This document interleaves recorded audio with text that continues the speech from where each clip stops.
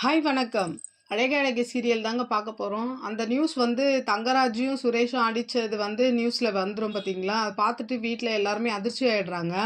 அப்படியே பார்த்தீங்கன்னா, தங்கராஜும், சுரேஷும் கிளம்பி என்ன பண்றாங்க, ஸ்ட்ரெயிட்டா மதி வீட்டுக்கே போய் கேட்டுறலாம் அப்படின்னு சொல்லிட்டு, அவளோட வேலையா தான் இருக்கும்னு அங்க போறாங்க. அங்க போனோனே பயங்கரமா மதி வந்து ஒரு ஆக்டிங்க போடுறாங்க. எனக்கு இதுக்கும் எனக்கும் எந்த சம்மந்தமும் இல்ல. முன்னாடி வீடியோ போட்டது கூட நான் பிளான் பண்ணி போடல. தற்செயலா தான் நடந்துச்சு அது. ஸோ இதுக்கு எனக்கும் எந்த சம்மந்தமும் இல்ல. இந்த மாரி நீங்க வந்து மிரட்டுனீங்க. அப்ப நான் தற்செயலா தான் வந்தேன். அப்புறம் ஹாஸ்பிட்டல்ல கூட நீங்க போயிட்டீங்க. அதுக்கப்புறமா தான் நானும் வந்தேன். அப்பலாம் நான் எப்படி வீடியோ எடுக்க முடியும்? அந்த பையன அடிச்சப்பவும் நான் அங்க கிடையாது. நீங்க தானே இருந்தீங்க. அப்புறம் எப்படி நான் வந்து இந்த வீடியோலாம் அனுப்பிச்சேன்னு நீங்க சொல்றீங்க? நான் எந்த வீடியோவும் எடுக்கல. நான் அனுப்பவும் இல்ல. அப்படின்ற மாரி அங்க ஒரு ஆக்டிங்க போட்டுர்றாங்க.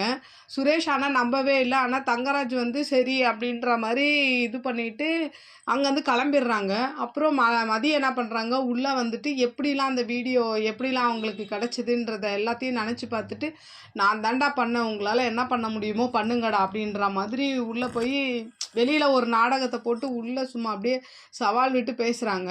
அப்படியே இந்த பக்கம் வந்தீங்கன்னா, எல்லாருமே நிச்சயதார்த்தத்துக்கு கிளம்பிடுறாங்க. அந்த சுரேஷ் ஃபேமிலி ஃபுல்லா கிளம்பிடுறாங்க. பாக்யராஜ் எல்லாருமே கிளம்பி ரெடியா இருக்கும்போது, சுரேஷ்க்கு வந்து எஸ்பி ஆஃபீஸ்லேருந்து ஃபோன் வருது. இந்த மாரி அவர் வந்து உங்கள உடனே பார்க்க சொல்றாருன்ற மாரி. அப்போ எவ்வளோ சொல்றான். இந்த மாரி சுரேஷ் சொல்றான், "எனக்கு நிச்சயம் இன்னைக்கின்ற" மாரி சொன்னாலும், "இல்ல எந்த வேலையா இருந்தாலும் நீங்க விட்டுட்டு வரணுன்ற" மாரி சொல்லும்போது, அவனும் என்ன பண்றான், எல்லாருமே கிளம்பி நிச்சயத்துக்கு கிளம்புறான். அந்த கிளம்புற டைம்லயே வந்து ஃபோன் வரவும் என்ன பண்றான், அத விட்டுட்டு அப்படியே என்ன பண்றான், கிளம்பி போயிடுறான் எஸ்பி ஆஃபீஸ்க்கு. அப்படியே இந்த பக்கம் பார்த்தீங்கன்னா, தங்கராஜ் வந்து வக்கீல கூப்பிட்டு பேசிட்டு இருக்காரு. இந்த மாரி இந்த இஷ்யூ இப்படி ஆயிருக்கு. இது பெயில் எடுக்கணும் அப்படின்ற மாரி சொல்லும்போது, அப்போ அவரும் சொல்றாரு, பெயில நீங்க வந்து எல்லாத்தையும் ஈஸியா தானே முடிப்பீங்க. இத ஏன் இவ்வளோ ரிஸ்க் ஆக்கி வச்சிருக்கீங்க? பெயில் பார்க்கணும். பெயில் கிடைக்குமா என்னன்னு. அது அது வரைக்கும் நீங்க அரெஸ்ட் ஆகக்கூட வாய்ப்பு இருக்குன்ற மாரி தான் வக்கீலும் சொல்லிட்டு போயிடுறாரு.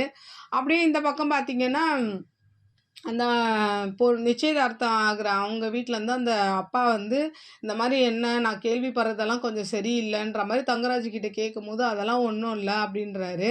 "இல்ல மாப்பிள்ளையோட வேலைலாம் போயிடும்ன்ற மாரி சொல்றாங்க. அதான் எங்களுக்கு கொஞ்சம் பயமா இருக்கு.